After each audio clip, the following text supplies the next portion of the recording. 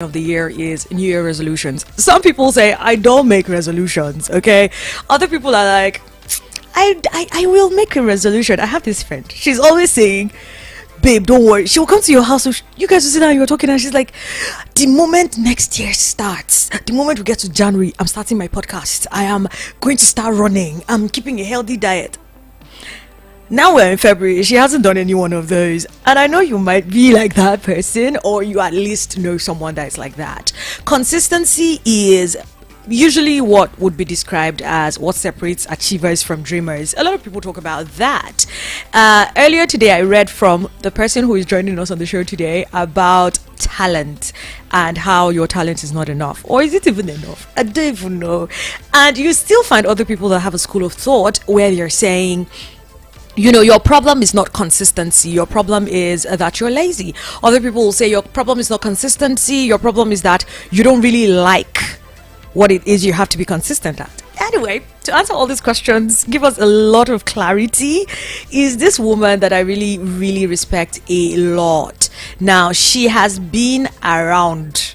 Okay, she is a lawyer, she is a personal branding consultant, and she uses her insights to help creative women and professional women to build their personal brands.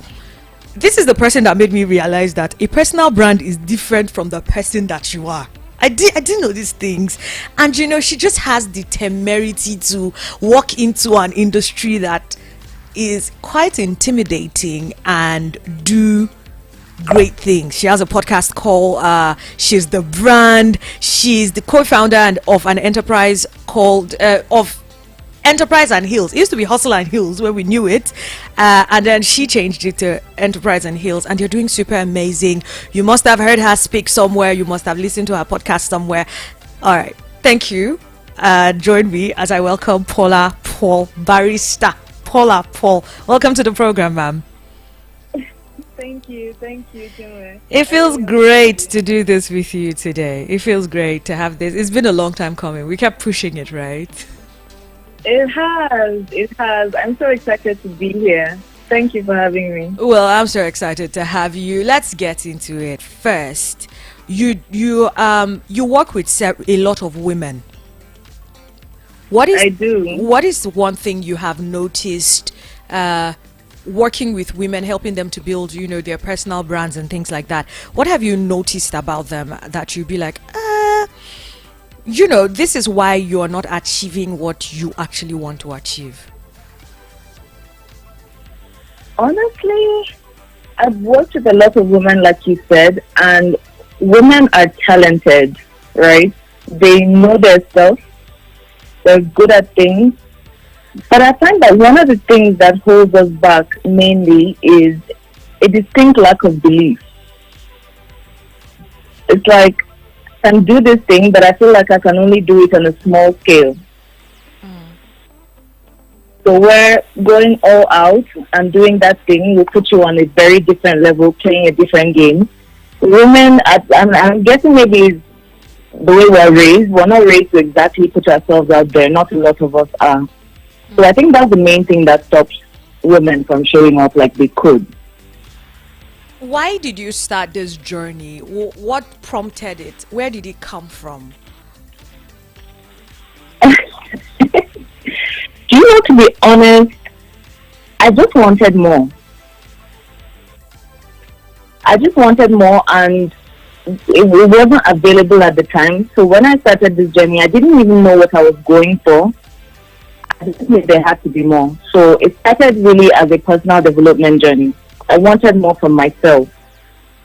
And then the more I learned, the more I realized, okay, this is stuff that people around me don't know. This is stuff that could change people's lives. If I had known this earlier, it might have helped me start earlier. So that was kind of how I got into personal development and eventually personal branding. So I was already like doing creative marketing on the side. And then when personal development joined, I'm like, okay, so this is a whole thing, that's a section of the market that people really need, that women really need. And I can fill the gap. Okay. Have you started something? I'm coming to consistent now. Have you started any project and, stopped along the line before you picked it up again? Have you dealt with the struggle with consistency and then, overcome it? What was it like? Several. I started, as a matter of fact, as a kid, I was the child that had so many unfinished projects. I feel like that was one of the main frustrations my mom had with me. I was always starting things. Always, I would start writing a book. I would start a knitting project. I would start a club, and I'd always fall back. I would always, halfway through, I'll get bored, or I'll just change my mind.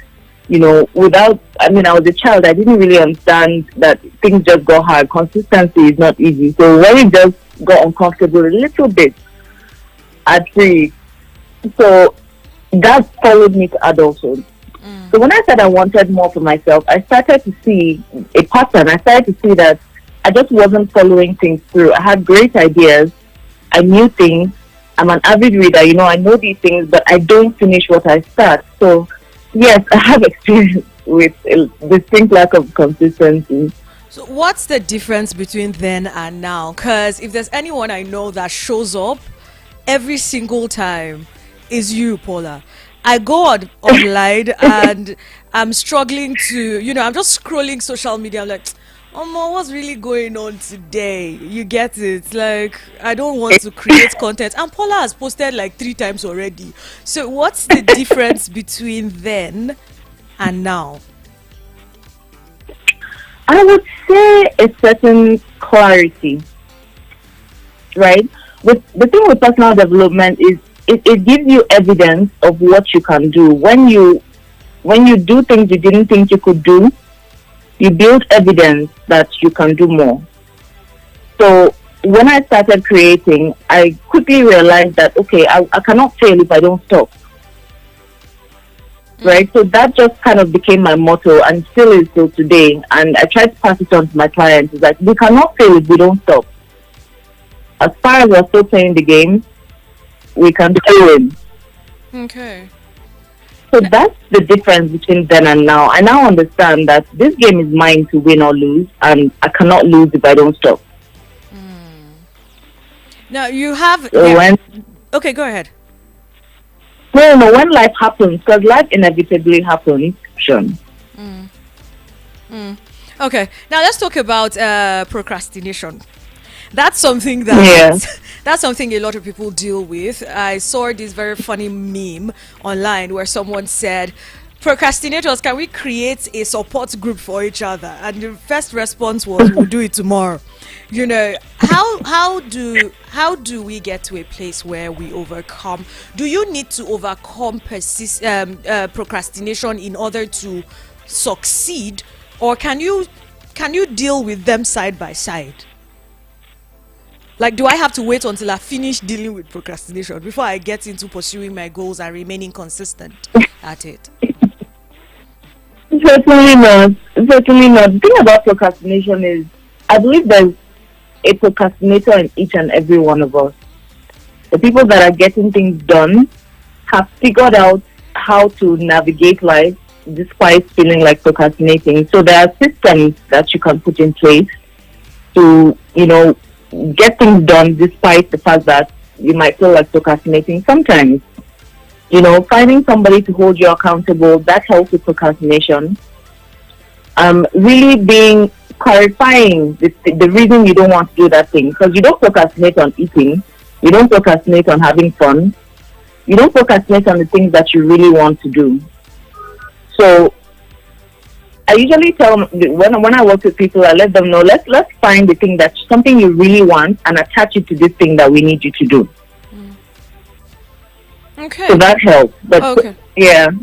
Now I want to ask you this: in your experience dealing with women and whatnot, why would you say that consistency is often referred to as the cornerstone for success? Oh no, before that, do you actually agree that consistency is the cornerstone to success? And then why would you agree if you do agree? I completely agree with that. I completely agree. The reason is, with whatever you're building, whatever you're trying to do, right? You're building something. you're trying to pass a message. You're trying to get people to believe in something. Whether you're in business or in a career, you're trying to get people to believe in your ability to bring results. Or in your family, or even in a relationship, right? You're trying to get people to buy into your idea, the idea of you. So a lack of consistency would mean that if you're available today, you're not available tomorrow. That if you give me a result today, I cannot trust you to give me a result tomorrow. And nobody likes a flaky person. Nobody likes somebody who they cannot depend on or rely on, especially if money is involved or, feelings. So definitely consistency is a cornerstone. Any kind of success you see around is because they hung in there. They didn't give up. They showed up, and so people start to trust them that they will show up tomorrow. All right, now, I mean, it's easier most times. We say it's easier said than done, right? Yeah. And I would usually say, this is the excuse I have, I'm sure you're sensitive of, you're aware of, is that my whole life, people will be thinking, my whole life, I haven't done this, right? I've already built habits that introducing new habits can be quite challenging. Because my entire life I've not done this. I'm trying to introduce it now. Are there certain things we can do to make it easier to introduce these new things to ourselves? Because I don't think the build-up of the average human being is to try new things. I don't think we're built to try new things. We're just used to what we're used to. So are there things that we could do that would help us imbibe new habits so that, we can stay glued to doing it? I would always recommend that you start small, right? You did mention the friend that wants to start a lot of things and doesn't get to start. Sometimes we set really lofty goals for ourselves. And the thing about, us humans is we really believe what we tell ourselves. So if what you're telling yourself is, yesterday I said I would do this and I didn't, then today is going to be really difficult to do it. However, if you start, as opposed to saying, maybe I want to read 3 books this month, you start by saying, I want to read 2 pages a day. That helps. So lowering the bar for yourself just allows you to start. And when you start, it gets easier because you now have evidence that I did it yesterday, I can do it today. As opposed to, going straight for the 3 books. So you're looking at 3 books, it looks like a lot. As opposed to 3 pages a day, and that's doable, right? So the more you do the little things, the more they give you the confidence that you can do more of the little things, and then they pile up and give you confidence to try the big things. Okay.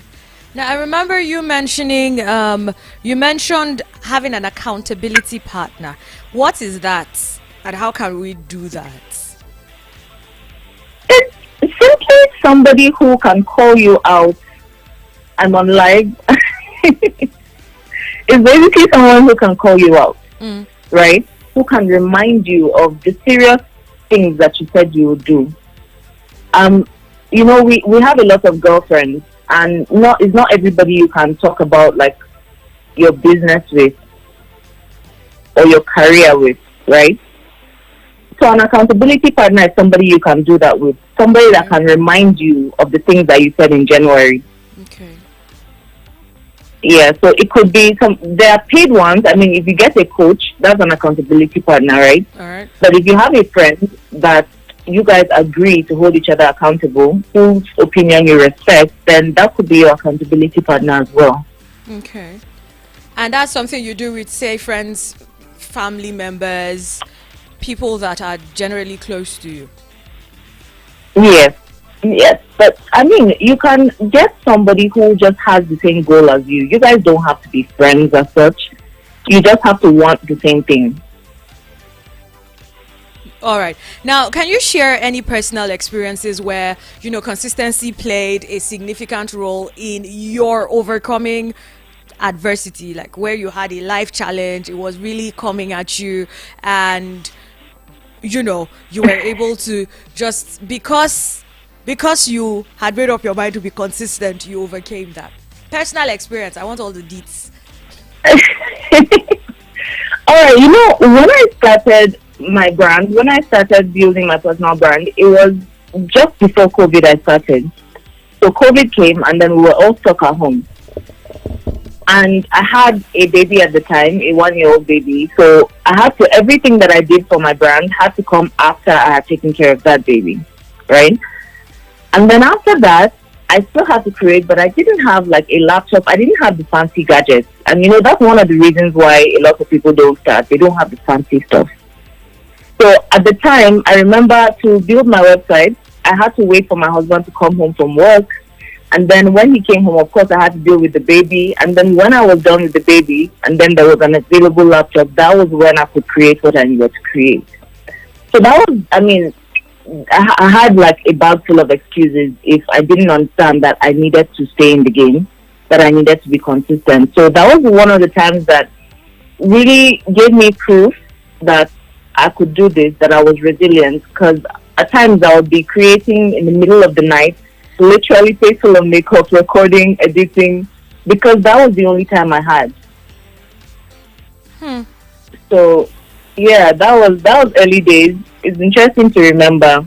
It is interesting to remember because looking back, what would you say you are most proud of doing that, when you look back, you're like, I did that, and it just makes you swell with pride? Okay, so I run an organization with my partner called Enterprise and Heal. And this started in 2018. We started small. We were like 6 at the time at the first event. And, at some point, we even gave up on it because we couldn't stay consistent with it. But my partner, who is also my accountability partner, Stacey, we somehow revised it. And, we held just one test run, had a business brunch, about 25 women showed up, and it was okay, so maybe there's something here, right? And we put ourselves together and held each other accountable because we both had other commitments, but we then pulled off the biggest business conference in Jos last year, right? And over 100 women came in. We couldn't fit everyone who wanted to come in the room we had booked. Wow. Because, so it was a wow for us. That's one of my proudest moments. We blew our own minds, and there were so many ways that we could have given up. There were so many ways that there were so many reasons to not do this. For example, our speaker was coming in, and the whole airport was shut down. Wow. Right? So she couldn't even land, the plane couldn't even land as at about a week to the event. So I don't know how we made it through that, but God did. And, it makes me proud. And it's proof that, I can. You mentioned how that's just great to hear. You mentioned how sometimes it's the wins that you have that give you more fuel to forge ahead, right? Like that's how to remain on the path. How about someone who is listening to this right now and they've started, but it's so difficult to take off the ground? They are building something. It might not even be a personal brand or a workout routine. Maybe they're just trying to do something as little as eat healthy every day or get out of bed or, stuff like that. Or even if we are going to say it's building a personal brand, you know how difficult it is to actually get engagements off of social media. You're posting content consistently for 2 weeks, for 1 month, and you're still getting 3 views, 6 views. How do you remain consistent when it doesn't look like you're making headways? And first of all, I would say you must give yourself grace, right? Yeah. You must give yourself grace because the wins don't come as quickly as social media tells us it does. It's not true. That reel that's telling you that in 3 months you can get to a place where somebody that's been grinding for 10 years has gotten is not true. It's social media. It's there for sensationalism. So first of all, give yourself room to be a beginner. Give yourself room to try and fail. And don't stop when you fail once. Don't stop when you don't get the result after 2 weeks or 2 months. which brings me back to just stay in the game. If you post and 2 people come, that's great. Try again. If you post and nobody comes, you're building something else. You're building resilience. It's not just about the views or the follows. And if you're trying to like do something for yourself, like personal development, eat right. If you eat right for 5 days and you end up binging on a pack of cupcakes, you forgive yourself and you try again. Well, now that you've mentioned that, you said, give yourself grace and be patient and keep going. There's a question that hit me a couple of years ago when I was trying to build something. And the question is, how do you know the difference between wasting your time, like knowing when to quit and when to keep going? Because sometimes it just feels like, oh, this thing is not going to work for me. Should I keep going or should I waste my time? Or am I wasting my time? Especially when you are seeing some people that have tried the same thing you're doing and they've gone 20 years, 30 years, and it's not working out for them. How do you know, how can you tell the difference between, it's time for me to pause and hang my boot and try something else, or let me keep going, there's light at the end of the tunnel? To be honest, I wish I can tell you I found a formula for this, but there isn't a formula. There's no formula for it. It's entirely dependent on how much you want that thing that you're going after. So if you say, I've been trying to do this thing for a long time and it's not working out, there's gut feeling, there's intuition, right? There is a part of you that could say, oh, I've tried this thing for so long, it's not working, but I really want it, so I'm going to keep trying. There are some things that were like that about. So I say it's different for everyone. It's different for every person. It depends on how much that thing means to you. It depends on your why you're doing it.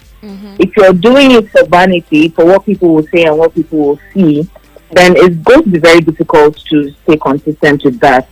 But if you're doing it because you really want to bring value to yourself or to the people around you, etc., then you're going to find something to hold on to.